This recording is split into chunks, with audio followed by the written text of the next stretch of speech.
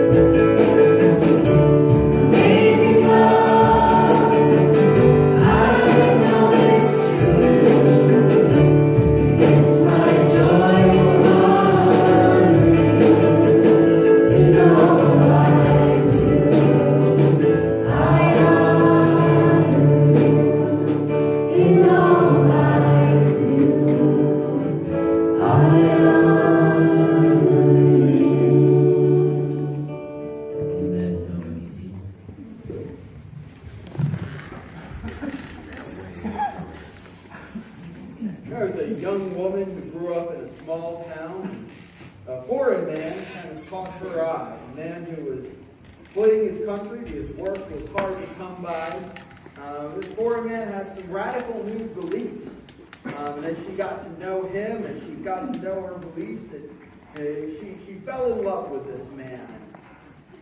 You hear the story, you're thinking, this sounds like just about 1,000 romantic comedies out there, and indeed it is, and it gets better. She marries into the family, and for 10 years things went wonderfully. But then tragedy struck. Her father-in-law had already passed away. Then she lost her brother-in-law and her husband. And in that family, that was all that was there. She had her father, her mother and father-in-law. She had her husband. She had her brother. Those were the people who were providing for them. And they all passed away. And this was at a time when women were not actively working. And they were left destitute and hopeless. And this is a story of Ruth in the Bible. If you have your Bibles with you, I encourage you to open there with me. Ruth is a small little book sandwiched in between Judges and 1 Samuel. And the story of Ruth is an amazing story. Here we're at the beginning of the story, though it seems like the story is already almost completed. You have this woman, she got married, wonderful relationship, married for 10 years, things were going well. Then her husband passes away and she's kind of left hopeless. But where the story goes from here shows such tremendous providence of God, and also shows a very, very wise mother. Naomi was Ruth's mother-in-law, and her wisdom, which ultimately rested on God's wisdom. Those foreign beliefs that this woman heard about were the beliefs of the Jewish people. It was about a God of love, about a God of commitment, about a God of faithfulness, about a God of redemption and hope. And here, Naomi, rooted in that wisdom of God, shared 5 pieces of wise advice that we can learn from her life and her actions that transformed Ruth's future from this future of hopelessness and poverty and destitution to a future of joy and hope and peace and strength far better than she could have ever hoped for in the midst of that tragedy.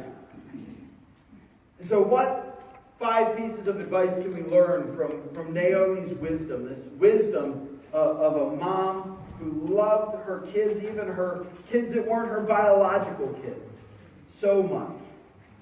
First of all, don't let your struggles make you self-centered. Naomi's sons and husband passed. and now she's left with nothing. Again, at that time, women weren't able to work like they are today. And that was a hard thing, and that wasn't a good thing. That women couldn't provide for themselves when they needed to. And so she was left in a foreign land with nothing, and she said, what do I do here? And when we are left in that position where we have nothing, we are hopeless, sometimes we turn to wanting everyone else to fix our problems. We want help here, we want help there. We become more self-focused when our desires and our needs grow so big that we can't seem to handle. But not Naomi. Out of her great love, this is how she responded in this situation. In Ruth chapter 1, verses 11 through 13. But Naomi said, "Turn back, my daughters." You see, her daughters wanted to stick with her. Orpah and Ruth said, we're going to stay with you. Naomi could have said, "Wonderful, I won't be alone. This is great." As we celebrate Mother's Day, the worst thing ever would be a mom who was alone. And of course, Naomi didn't want to be alone. But instead of turning inward and focusing on herself, she turns outward. And she says, "Turn back, my daughters. Why will you go with me? Have I yet sons in my womb that they may become your husbands? Turn back, my daughters. Go your way, for I am too old to have a husband.